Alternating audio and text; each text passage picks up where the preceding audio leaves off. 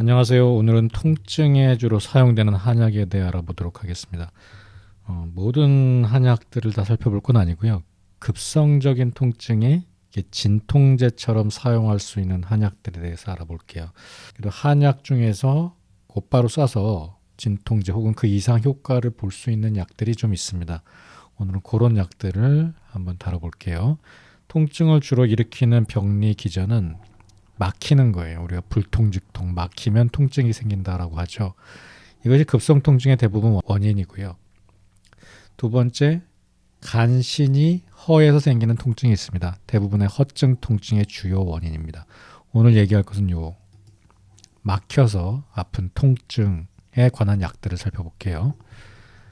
이 막히는 원인에는 크게 이렇게 풍한습, 바깥에서 들어오는 기운이고요. 그 다음에 풍한습 때문에 막힙니다.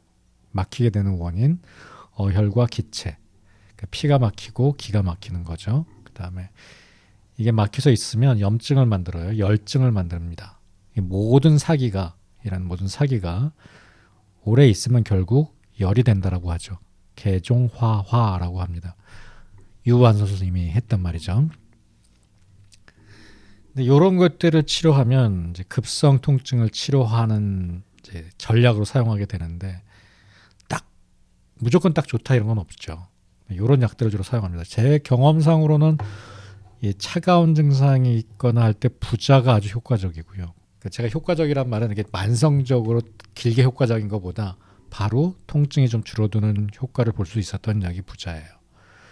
의외로 몰약, 무술 이런 거는 좀 써도 이렇게 당장 효과가 별로 없습니다. 또 의외로 효과가 있었던 약이 우황입니다. 우황.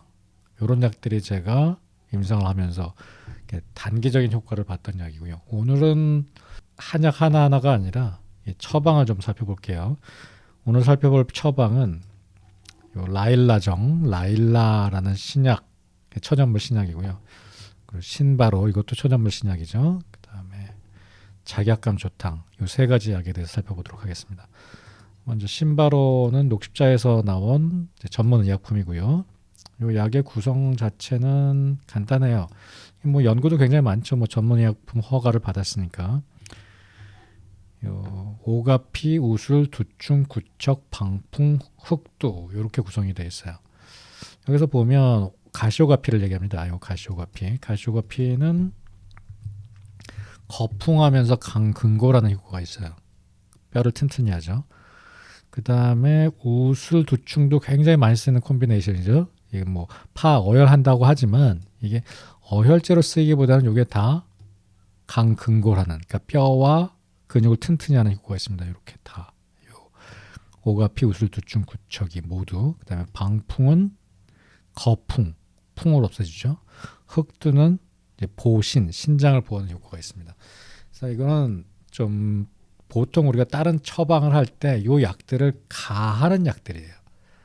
뭐 오적산에다 가한다든지 육미지황탕에다 가한다든지 통증을 위해서 특별히 가하는 약들을 모아놓은, 제 느낌은 좀 그런 인상이에요. 요 약들로 만든 처방이 청파전, 신바로정입니다. 그래서 이렇게 딴 데다 가감하는 약이기 때문에 실제 가감을 하거나 요 약을 다른 변증에 맞는 약과 함께 써주시면 되겠죠. 이렇게 특별한 변증과 상관없기 때문에 전문 의약품이 되는 거겠죠. 뭐 장점도 있죠. 변증 없이 쓸 수 있다는 장점도 있지만 되게 날카롭게 쓸 수 없다는 단점도 존재하죠. 라일라정은 이렇게 생겼어요. 요즘은 새로운 약도 나왔죠. 라일라 뭐 이렇게 새로운 뉴가 붙어요. 뉴 라일라정.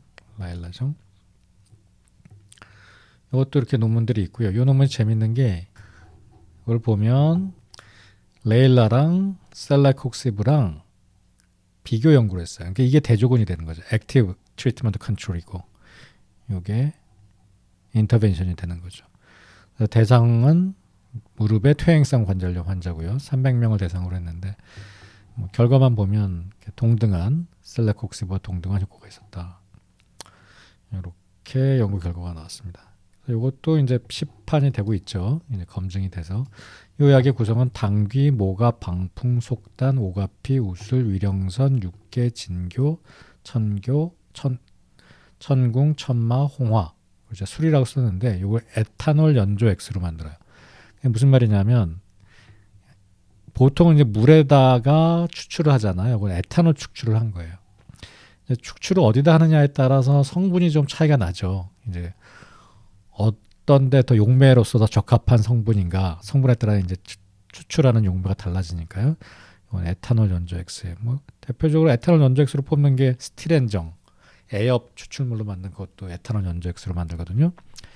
이 밑줄 친 게 아까 신바로랑 공통되는 약재들이에요.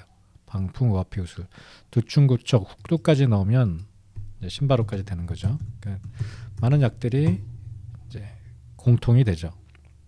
예, 보시면 당귀는 보혈하죠. 당귀는 보혈하고 모과는 서근하는 과정 그 작용이 있어요. 근육을 풀어줘요. 근육을. 그다음에 방풍은 거풍하죠. 거풍하고 속단, 오가피, 우슬 모두 다 강근고라는 효과가 있습니다.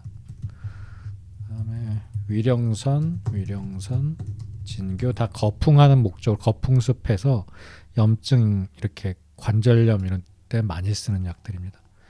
위령선 그다음에 육개는 사실 따뜻하게 한다고만 알고 있는데 계지 자체에 시나몬 자체에 파어혈하는 효과가 큽니다. 쿠마린이 들어있기 때문에 어혈을 없애주죠. 그다음에 온리주하죠. 따뜻하게 하니까 차가워서 막혀 생기는 통증을 없앨 수 있죠. 그래서 육개를 온경통락한다 그래요. 그래서 통증에 또 활용합니다. 뭐 오적산에도 육개가 들어가죠. 그다음에 진교, 천궁, 당귀, 청궁 보혈합니다. 천궁. 그다음에 홍화 역시 어혈을 치료하죠. 홍화. 그리고 천마도 거풍하죠. 이렇게 구성이 되어 있습니다. 신바로 추가되는 약이 비교해 보시라고 제가 이렇게 쓴 거고요.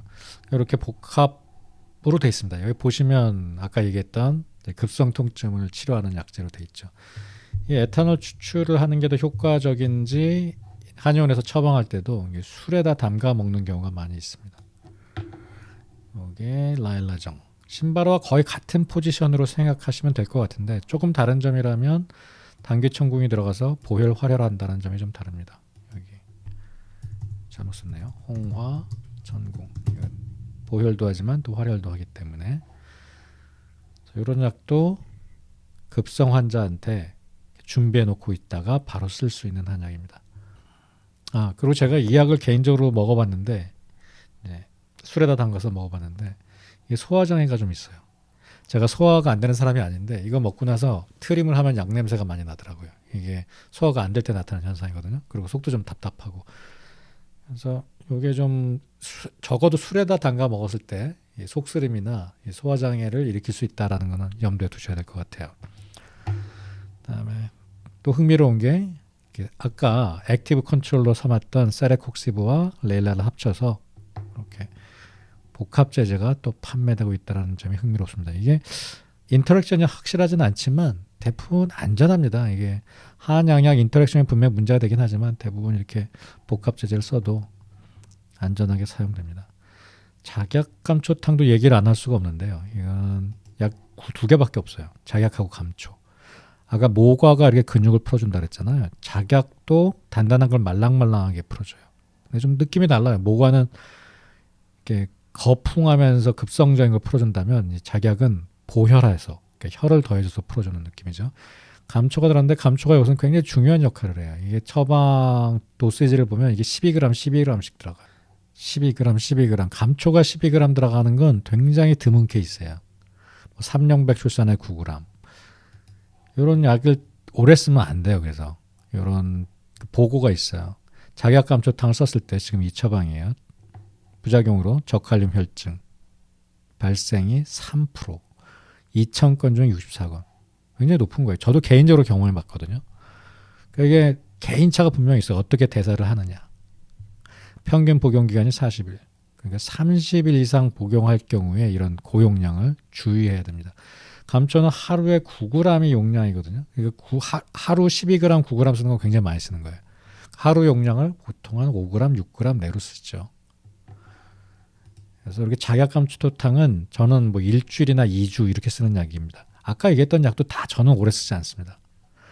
이런 약들은 급성적인 통증을 잡아줄 수 있는 약이에요. 특히 작약감초탕은 아까 그 약들이 거풍한다 이런 관점이라면 작약감초탕은 이렇게 근육 경련이 있는 경우에 아주 효과적인 약이에요. 쥐가 자꾸 나는 경우, 이렇게 저리고 아픈 경우, 보혈하는 효과가 있기 때문에 좌골신경통 다 활용할 수 있는 약입니다. 심지어 작약감초탕은 복통이나 생리통에도 아주 효과적인 약이고요. 제가 작약감초탕을 추가시킨 가장 중요한 이유 중에 하나가 일본 내에 처방 1위의 약입니다.